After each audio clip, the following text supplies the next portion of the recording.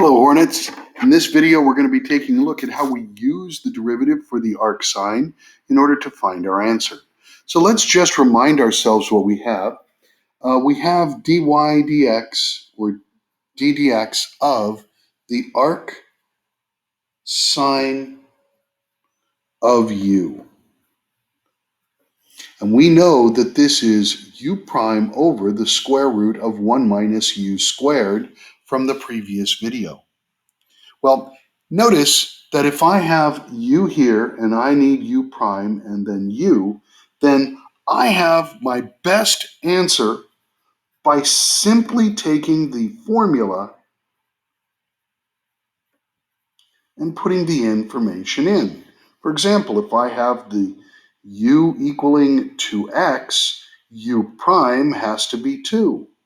And by direct substitution, I get 2 over the square root of 1 minus 2x, the quantity squared, which I'm going to go ahead and rewrite as 2 over the square root of 1 minus 4x squared.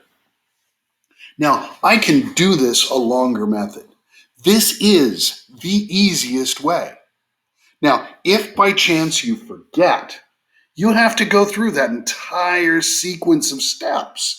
Now, it's not difficult, but it's just one more thing to know. I'm going to go over it just in case. But remember, the fastest, easiest way to do this is to use the formula and directly substitute. Simply find what u and u prime are.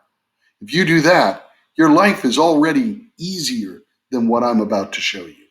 So if by chance you are stuck and you don't know what to do for the arcsin of something, you're going to have to start off by letting y equals that arcsin of that something.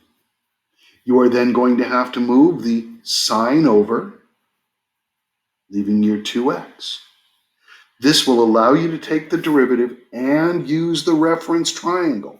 Remember, the reference triangle for the sign is our opposite over hypotenuse, which means that the adjacent side is 1 minus 4x squared.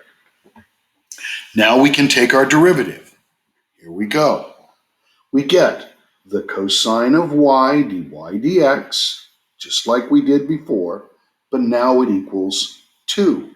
When we divide, dy dx is equal to 2 divided by cosine of y, and the cosine of y, based upon this information right here, is the square root of 1 minus 4x squared divided by 1. Well, this is a direct substitution, and as a result, my dy dx turns out to be the exact same thing that we had before, 2 divided by the square root of 1 minus 4x squared. Alrighty, so you either use the direct substitution or you have to differentiate it. Now, I personally think it's easier, Hornets, for you to just go ahead and use the formula and use your u and u substitution appropriately. However, you're going to have to make that choice on your own. Okay? Thank you very much, Hornets. Be well, be safe. And in our next video, we're going to be taking a look at the arc cosine.